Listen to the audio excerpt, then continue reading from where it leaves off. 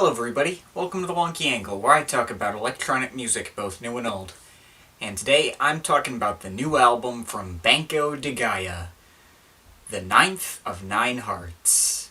Banco de Gaia is the alias for Toby Marks, longtime British downtempo veteran straight out of the 90s. Unsurprisingly, given his time period, I've been a fan of him for a while now. Mainly having gotten into him in my senior year in high school. The guy's music combines that old school 90s acid house and techno rave styles with lots and lots of world music influences, as well as tendencies to make ambient soundscapes in the same vein as the Orb. Although, make no mistake, Banco's style is distinctive enough that you're not likely to ever mistake the two. He's been keeping things up at a fairly regular pace ever since his debut album dropped in 1994, not including the two unofficial mixtapes he made in 91 and 92. This album here, as you would guess from the title, is his ninth album to date. I will have to admit that I don't love all of his albums, but he has a fairly solid track record, one that I might do a series on someday. So, here, I'll go down his discography so far.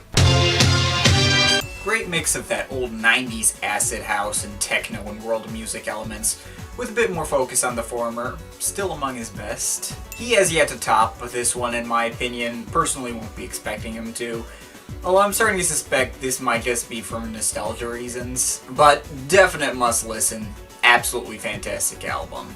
Bit darker and more ambient-centric. Didn't really like this one in high school, but it's much better than I remembered. On the flip side, here's a much more lighthearted one. Really fun all the way through. This one's kind of forgettable overall, but it's got its standout moments.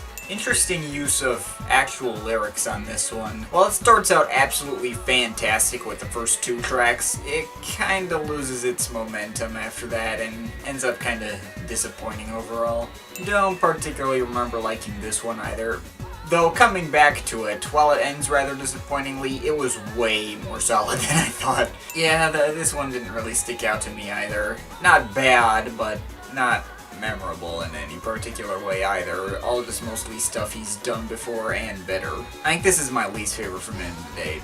But it does get better in the second half. So yeah, unfortunately Banco is not all great all the time. His first four albums in the 90s were all great, but after that he's kinda been all over the place. I'm not gonna say I didn't like his last album, Apollo, but it was awfully forgettable and by the numbers as far as Banco albums go.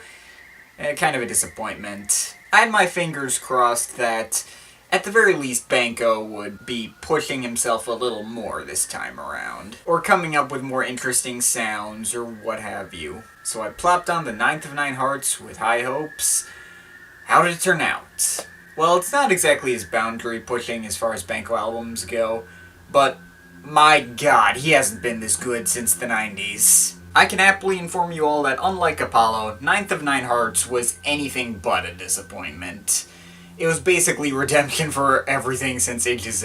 It's the first Banco album I've thoroughly enjoyed from start to finish since Magical Sounds of Banco de Gaia. Actually, this album sonically is pretty similar to his sixth album, You Are Here, but it's far better executed and much more solid. There are songs with actual lyrics, but they don't feel out of place or gimmicky like some parts on You Are Here. Actually, it's pretty fitting, considering how they have similarly minimalistic album covers that do nothing to prepare you for the sounds contained within. While the Ninth of Nine Hearts isn't exactly some game-changing classic that sounds nothing like he's ever done before, no. Quite frankly, it's made up of a lot of the same sounds found on his previous handful of albums. But it does feel like the various experimentations with pop music and ambient music and the like is finally paying off here. To be fair, there's only two songs on here with actual lyrics, being the opener, Nine Hearts, and 91. But again, they don't feel out of place, they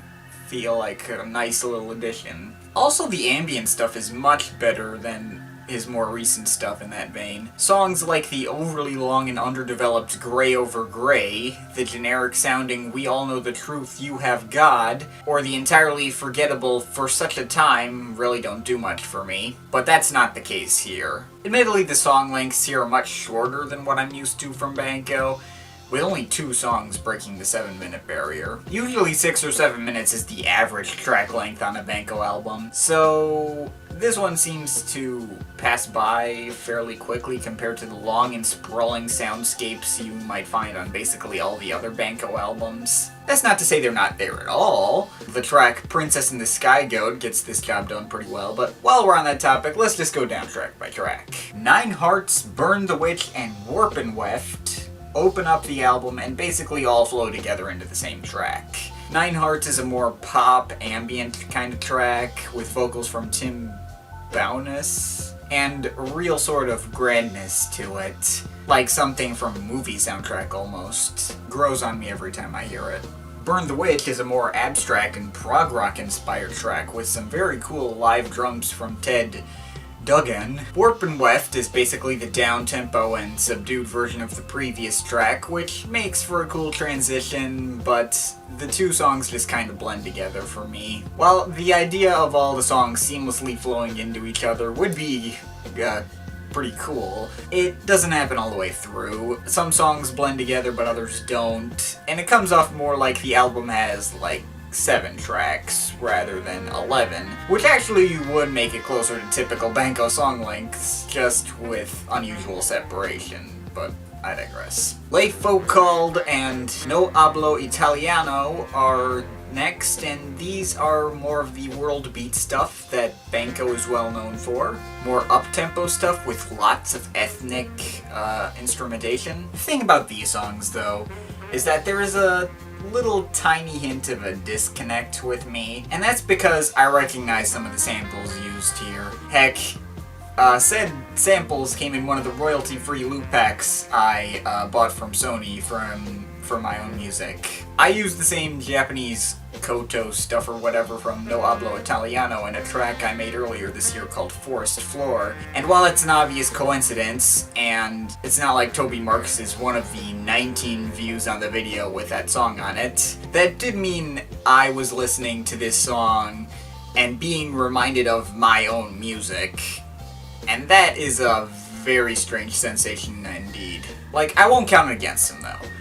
Even as somebody who actually does recognize these samples, I can tell he still put a lot of effort into making the song's atmospheres just perfect. Like in Le Foucauld's case, I noticed that he modulated a bunch of the ethnic violin stuff to enhance that more psychedelic feel. So yeah, it's weird for me specifically, but hey, Banco's been incorporating samples ever since the early days, so no lost points there. Then we get into another set of tracks blending together.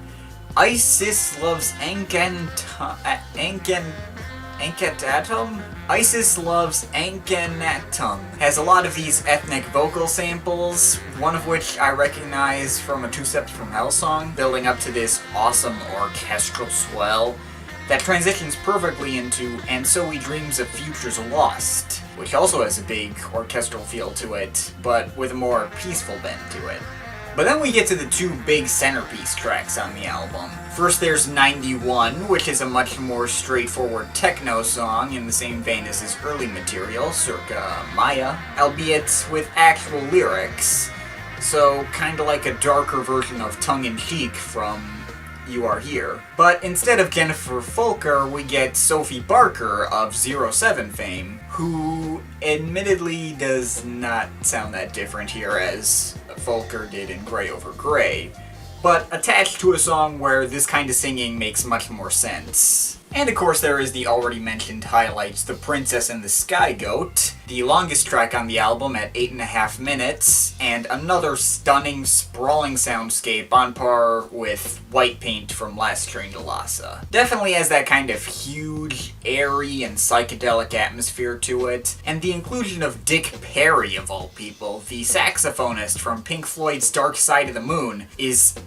absolutely awesome, and takes an already pretty cool track to another level. But then we finish things off on a quieter note again, ending with the ambient movie soundtracky My Midnight Sun, and finally the solo piano track This Heart at the end, which reminds me a little bit of Deadmau5 7 EP. Very nice spot to finish off at. So, overall, thought this album to be one of his best in a long time. There is something odd about this album that seems to set it apart from the rest of Banco's work despite having basically all the usual sounds, and I think it's that it's probably his most serious sounding album to date. All his previous albums, even Big Men Cry, have always had a sense of lightheartedness that often came off as cheesy to some. But it seems here he really put his all into getting that atmosphere just right, leading to the album almost having an Ultimate Records kind of vibe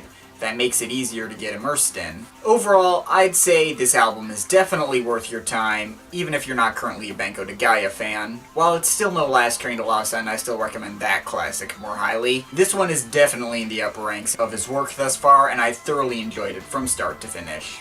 Definitely check it out. I'm overall feeling an 8.3 out of 10. But of course, this is just my opinion. You can feel free to disagree with it, but I'd like to hear your thoughts, so leave comments in the comment thing down there. But yeah, that's pretty much it. That's all for today. See you next time.